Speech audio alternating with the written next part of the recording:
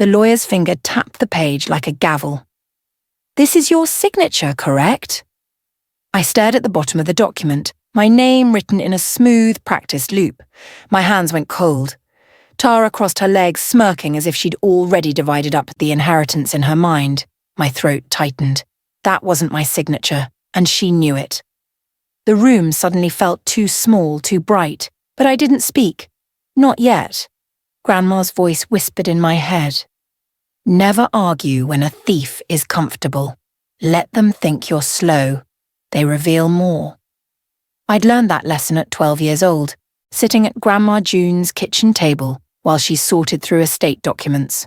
She would point at signatures with her reading glasses perched on her nose and say, "See how this person writes their R?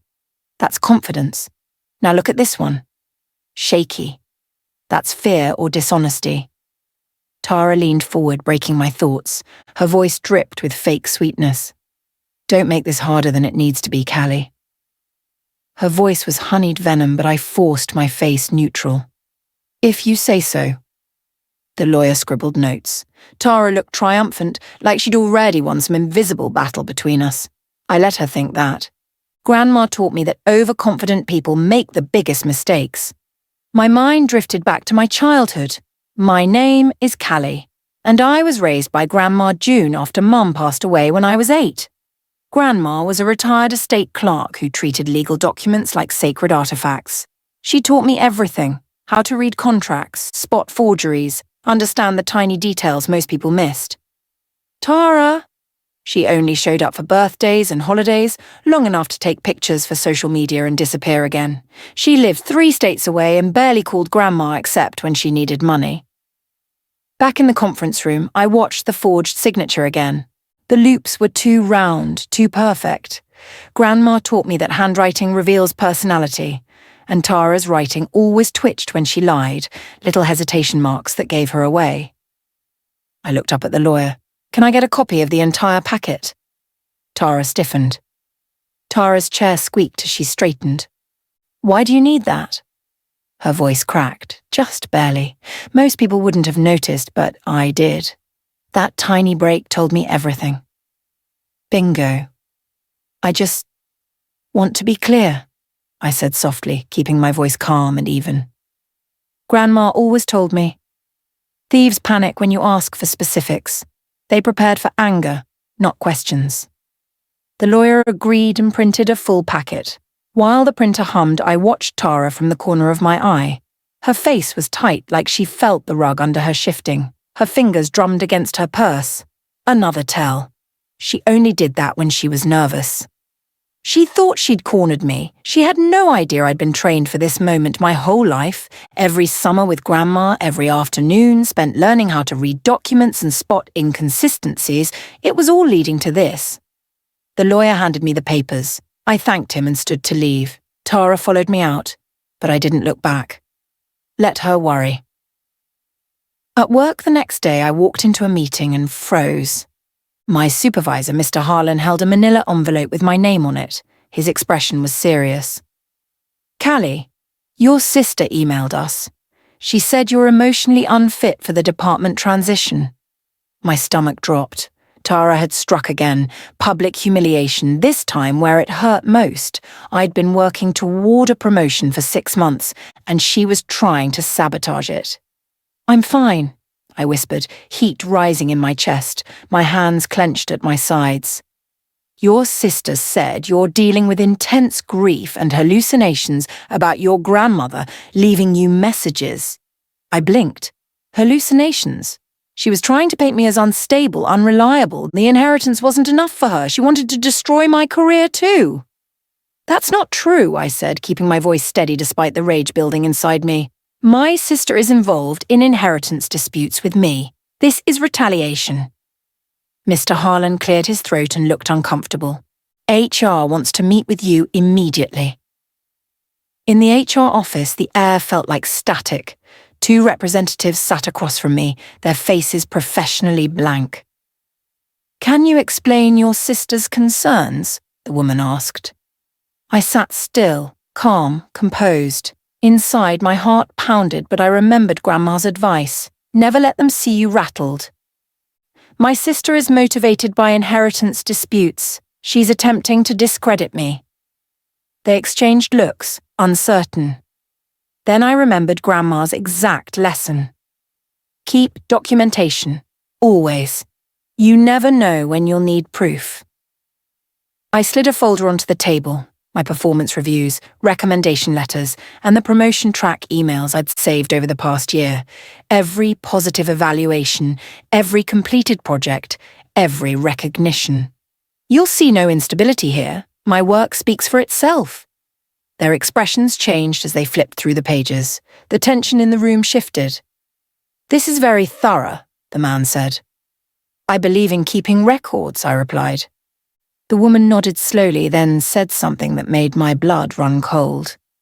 But we did call your sister for verification. HR put her on speaker. Tara answered in a trembling voice, playing the concerned sister perfectly. I'm just trying to protect her. She hasn't accepted Grandma's death. She's confused about everything. Her fake concern was Oscar-worthy. She even sniffled for effect. I didn't interrupt. Grandma taught me, let liars wobble. They always overact. Give them enough rope and they'll hang themselves. Tara continued, her voice growing more dramatic. She keeps talking about things Grandma supposedly taught her, like it's some kind of secret code between them. It's not healthy. 30 seconds later, she slipped. She doesn't even understand the documents she signed. I had to help her. HR's eyebrows rose. I saw it. That flicker of suspicion. I smiled inwardly. That sentence right there. A gift. She'd just admitted to involvement in the documents, which contradicted what she'd told the lawyer about me signing everything myself. Thank you for your time, the woman said, and ended the call. I leaned forward. Can I get a recording of this call for personal clarity? That night, I replayed Grandma's lessons like a movie in my mind. I sat at my kitchen table with the packet spread before me, just like Grandma used to do. You can't change people, she'd say while sorting estate files at her dining room table, but you can make sure their lies collapse under their own weight. Atis, I opened the will packet Tara had tried to bury me with. Under the harsh kitchen light, I examined every signature, every initial, every date. Every forged signature had a tell. Wrong pressure, too light in some places, too heavy in others. Wrong spacing, the letters crowded together unnaturally. Wrong slant, my writing leaned right, but these signatures were almost vertical. I pulled out samples of my real signature from old checks and documents. The difference was obvious once you knew what to look for. I whispered to the empty room, "Got you, Tara." But as I flipped to the next page, I found something I wasn't prepared for, something that made my hands shake. Behind the will was a transfer authorization for Grandma's old house, the Victorian on Maple Street where I'd spent every summer, the house Grandma always said would be mine. My name had been replaced with Tara's. My chest tightened. Grandma never would have done that without talking to me. We'd discussed it 100 times. That house is yours, Callie, she'd said just 6 months before she passed. You understand it. You love it. It should stay with you. I looked at the signature line, June Alexandra Morrison, except Grandma's signature slanted uphill when she was tired, and this one was perfectly level. Too perfect. More than that, it had Tara's nervous slant, that slight leftward tilt she got when her hand moved faster than her thoughts. Grandma had taught me to spot that in middle school when Tara forged a note to get out of a family dinner. This wasn't just greed anymore. This was a coordinated theft, planned and executed while Grandma was probably too weak to fight back. Then I noticed something else, a small detail Tara definitely didn't expect me to see. In the signature line, Tara had written Grandma's middle initial wrong. She'd put a D instead of an A. Wrong? Grandma's full name was June Alexandra, but she never ever used her middle name. She said it was too fancy for a woman who grew up on a farm. The only place her middle name appeared was on her original birth certificate and marriage license, documents Tara wouldn't have access to. Only someone copying from the internet, maybe from one of those ancestry websites, would have added it and gotten it wrong. I felt anger rise like heat lightning crackling through my veins, but I stayed still, forcing myself to breathe slowly. Grandma's voice came back to me. Anger makes you sloppy. Cold logic wins cases. I wasn't going to confront Tara. I wasn't going to scream or accuse or give her any warning. I was going to let her bury herself, one forged signature at a time. I picked up my phone and called the estate lawyer's office. I need to schedule a meeting. Just me. Tomorrow, if possible. The lawyer adjusted his glasses as I spread the documents across his mahogany desk. His office smelled like old paper and lemon polish. "This signature isn't mine," I said, pointing to the will, "and this one isn't my grandmother's." He looked up sharply, his professional mask slipping for just a moment. "Are you alleging forgery, Miss Callie?" "Yes, I am." He exhaled heavily and leaned back in his leather chair. It creaked under his weight. "This is a serious accusation. We'll need substantial evidence. Family disputes often—" "I brought evidence," I interrupted. He paused. "Go on." I pulled out my folder, the one I'd been preparing since I first saw those wrong signatures. Inside were examples of my real signature from the past 5 years. Bank statements, work documents, lease agreements, all notarized when possible. "These are mine. Compare them." He studied them carefully, his eyes moving between my samples and the forged documents. After a long moment, he pulled out a magnifying glass and examined the pressure points. "The weight is inconsistent," he murmured. Then I pulled out Grandma's old lesson book, her handwriting guide. The lawyer flipped through the notebook, his eyes widening with each page. Every page contained samples of Grandma's writing patterns, slants, loops, pressure points, the way she crossed her T's and dotted her I's, notes in her own hand explaining what each variation meant. When I'm tired, my letters lean right. When I'm rushed, I skip the tail on my Y's. It was like a forensic manual written by the victim herself. "She taught you this?" he asked, stunned. "Every summer, from when I was 8 until I left for college." His hands trembled slightly as he held the notebook. "This is incredibly thorough. Most people wouldn't think to document their own handwriting like this." Grandma worked in estate planning for 30 years. She saw family members forge documents all the time. She wanted me to be able to protect myself. He scanned the forged pages again, now visibly concerned. He laid Grandma's samples next to the transfer authorization. Even I could see the differences now that they were side by side. "This is enough to reopen the estate case," he said quietly.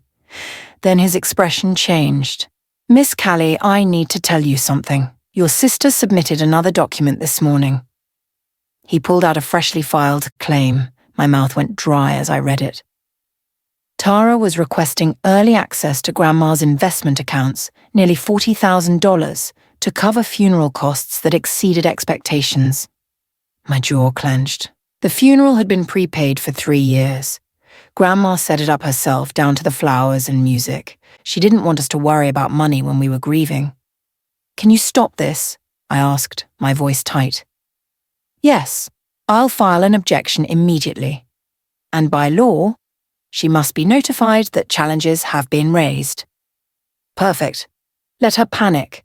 Let her feel the walls closing in like I had." "File it," I said. He nodded and began typing. "This will take 24 hours to process. She'll receive notification by tomorrow afternoon." I stood to leave, already imagining Tara's reaction. She thought she'd been so clever, so careful. She had no idea how badly she'd underestimated me. That night, my phone rang at 10:30. Tara's name flashed on the screen. I let it ring twice before answering. "Why are lawyers contacting me?" she shrieked. Her voice was shaking, not with fake concern this time, but with real fear. "I told you to just let it go, Callie. Grandma wanted me to manage things. She told me that before she died." "No," I said softly, my voice calm and cold. You wanted to manage things. There's a difference. You're ruining everything. Do you know how much time I've spent handling the estate, the paperwork, the phone calls, the forgeries? I added true. Silence. Dead silence. Then you don't know what you're talking about. You're so confused. I have Grandma's handwriting samples, all of them, and they don't match what you submitted. I heard her breathing change, becoming faster and shallower. You're making a huge mistake, she hissed. You think you're so smart with your little lessons from Grandma, but you have no idea what you're doing. Then I guess we'll see in court. She hung up before I could say anything else. I set my phone down and smiled. People only hang up when they know the truth is closing in, when they've run out of lies that sound believable. The next morning at work, something unexpected happened. Mr. Harlan waved me into his office before I'd even set down my bag. HR reviewed everything, he said, gesturing for me to sit. The documents you provided, the timeline of your sister's call, and frankly, some inconsistencies in what she told us. My heart rate picked up. You were targeted unfairly. We're moving forward with your promotion. Congratulations. Relief washed over me like cool water, but I kept my expression steady. Grandma taught me that too. Never celebrate too early. The game isn't over until the judge signs the papers. Thank you, I said simply. Your start date for the new position is in 2 weeks. We'll have the paperwork ready by Friday. I nodded and left his office, feeling lighter than I had in months, but the feeling didn't last long. Because as I walked back to my desk, I saw her through the glass doors of the lobby. Tara had come to my workplace. Her hair was frizzy, pulled back in a messy ponytail. Her eyes were wild, darting around like a trapped animal. She was arguing with the security guard at the front desk. Oh no, she was about to make a scene. She spotted me through the glass and pointed. There, that's her.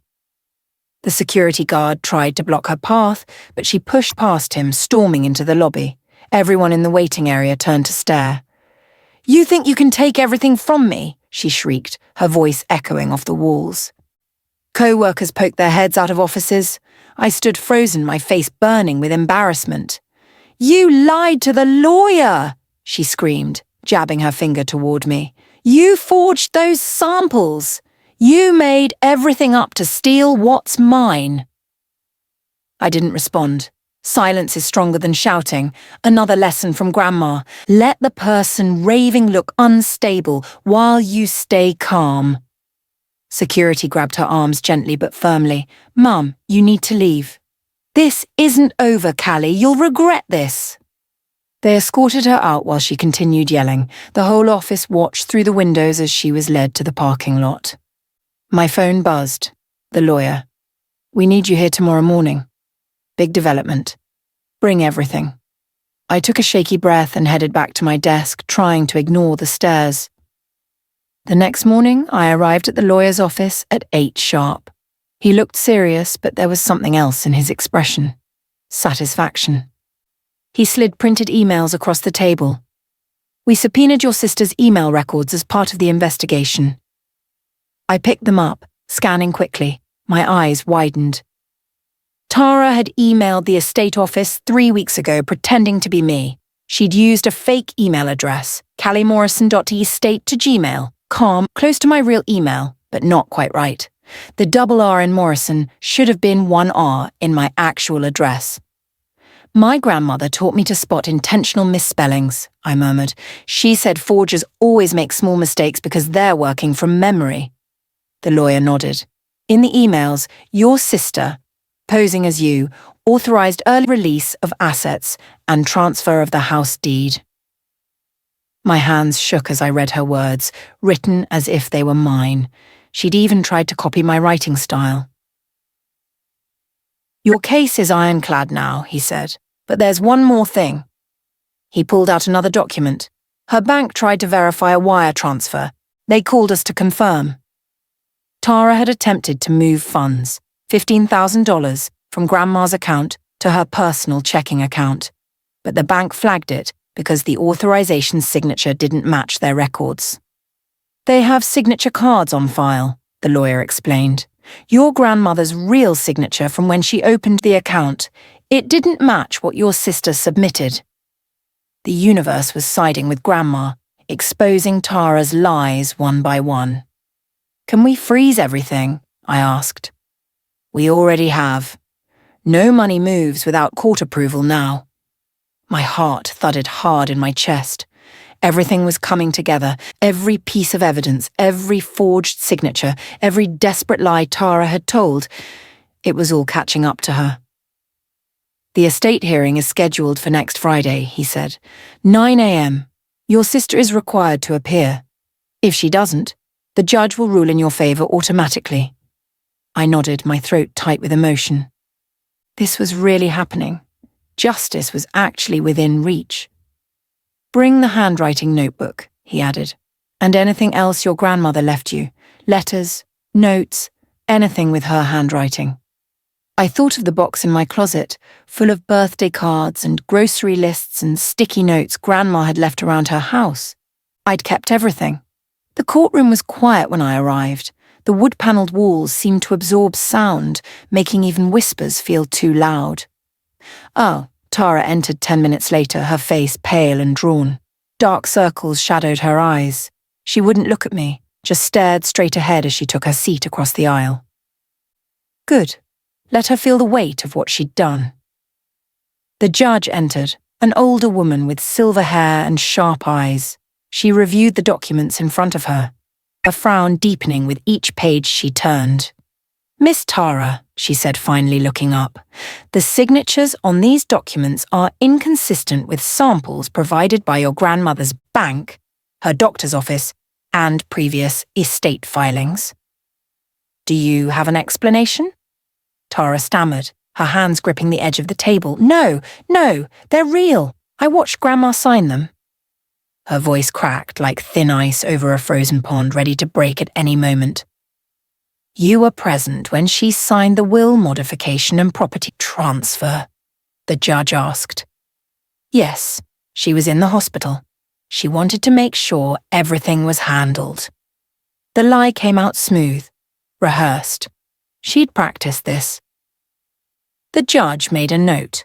I've requested a handwriting analysis expert. He'll be here shortly. Tara's face went even paler.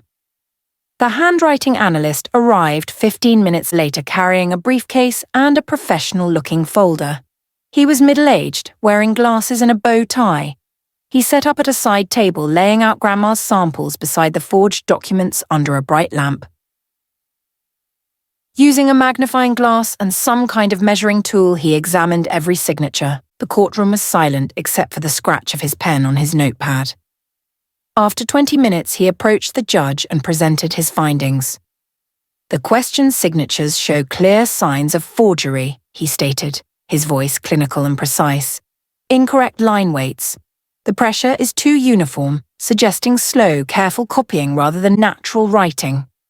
Wrong movement patterns. Genuine signatures flow continuously, but these show hesitation marks where the writer paused, and there's clear evidence of tracing in several instances. He pointed to the property transfer. This signature also contains an incorrect middle initial. June Alexandra is written as June Darlene. The genuine writer would never make this error.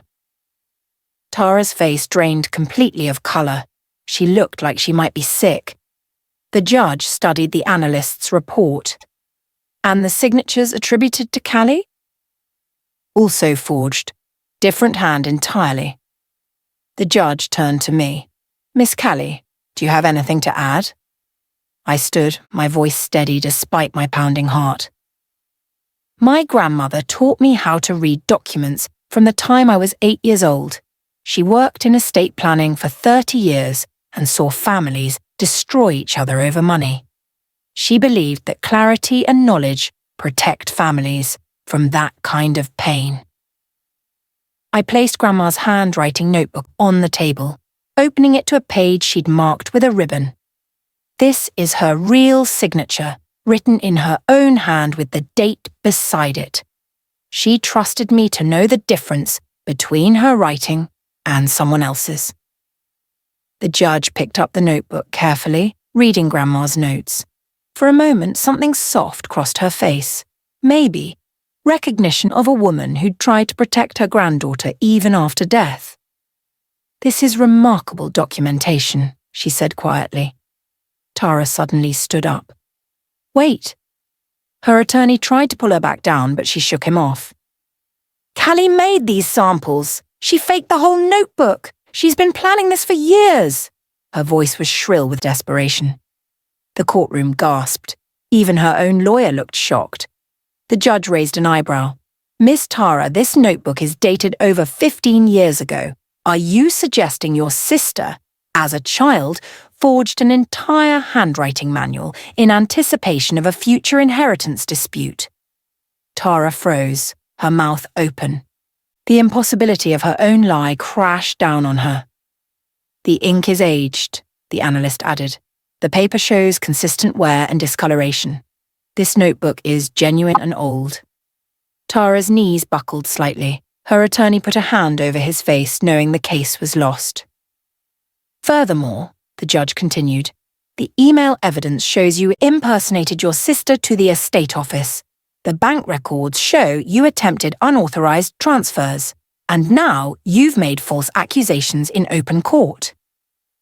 Tara sank back into her chair, her whole body trembling. The judge shuffled her papers together. "I'm ready to make my ruling." The courtroom went completely silent. I held my breath, my fingernails digging into my palms. This was it. Everything I'd worked for, everything Grandma had prepared me for. "Based on the evidence presented," the judge began, her voice clear and firm, "I find that the documents in question are fraudulent. All forged documents are hereby void and will be removed from the estate file. All assets will return to the original distribution as outlined in June. Alexandra's authenticated last will and testament, dated March 2023. Relief flooded through me so strongly I thought I might cry. "Furthermore," the judge continued, her tone hardening, "this court will refer the matter of financial misconduct by Miss Tara to the district attorney's office for potential criminal charges. Forgery and attempted theft from an estate are serious crimes." Tara's knees buckled for real this time. Her attorney steadied her while she whispered, "This isn't fair. I needed that money. She promised me. But it was fair. It was the fairest thing that had happened in months." The judge signed several documents and handed them to the clerk. "Miss Callie will receive full documentation within 5 business days. This hearing is concluded." The gavel came down with a sharp crack. Tara stumbled toward the exit, supported by her attorney. She didn't look back at me, couldn't look back. She'd gambled everything on her lies and lost. I stood there for a moment, letting it sink in. I'd won. Grandma's legacy was safe, the house, the accounts. Everything she'd worked for would go where she intended. Outside the courtroom, the lawyer handed me the official reinstatement papers. The autumn sun felt warm on my face after the cold fluorescent lights inside. "It's all yours now," he said, shaking my hand. "As your grandmother intended. The house, the investment accounts, her personal effects, everything." I pressed the documents to my chest, feeling a warmth spread through me. Not from victory, but from something deeper. I felt Grandma with me, the same warm steadiness she always carried when she sat at her kitchen table, teaching me about life and protection and truth. "She'd be proud of you," the lawyer added. "Not many people would have had the knowledge or courage to fight this." "She gave me both," I replied. Justice didn't roar like I thought it would. It didn't feel Incoming like voice call fireworks from or triumph. 0805 It whispered, 515 gentle and 5146 certain, on SIM like Airtel Grandma's NG. voice guiding me through every step. I walked to Incoming my voice car, call from the papers safely 0805 in my bag. 515 My phone 514. buzzed with a message from work, congratulating me again on my promotion. Life was moving forward, just like Grandma always said it should. That evening, I drove to her house. My house now. The Victorian on Maple Street stood exactly as I remembered, with its wraparound porch Incoming and voice purple call from petunias in the 0805 window boxes. 515 5146 on Inside, the SIM house Airtel still NG. smelled like her. Lavender and old books. I walked Incoming through voice rooms call filled from with memories, running my 0805 fingers along furniture I'd known my whole 5146 life. on SIM Airtel NG. In her bedroom, I found a cedar box on the closet shelf. It had my name carved into the lid. My hands trembled as I opened it. Inside was a letter, sealed in an envelope with her handwriting. For Callie when things get hard. I sat on her bed and opened it carefully. Her handwriting curved like gentle hills across the page. My dearest Callie, if you're reading this, you've probably faced something difficult. Maybe from Tara, maybe from someone else. The things I taught you weren't just about documents or signatures or legal protection. They were about trusting your own mind, about knowing that you're smart enough, strong enough, and worthy enough to stand up for yourself. You've always been stronger than you think. Don't let anyone, not even family, make you doubt what you know is true. The truth doesn't need to shout. It just needs to exist. Love always, Grandma June. Tears rose, but not from grief, from pride, from love, from the overwhelming realization that she'd been protecting me even after she was gone. Oh, I hadn't beaten Tara through fury or revenge. I'd won through clarity, through patience, through every lesson Grandma had carefully taught me. I used part of the inheritance to enroll in the certification program Grandma always pushed me toward, estate planning and document analysis. She'd mentioned it dozens of times over the years. Callie, you'd be so good at this. You could help families the way I tried to. Now I understood why she'd been so insistent. 6 months later, I opened a small consulting practice from Grandma's house. I helped people review estate documents, spot potential fraud, understand their rights. I worked with families to prevent the kind of theft Tara had attempted, teaching them the same lessons Grandma taught me. Tara faced criminal charges. She pleaded guilty to forgery and attempted theft, receiving probation and restitution requirements. We haven't spoken since the trial. Maybe someday we will, but not yet.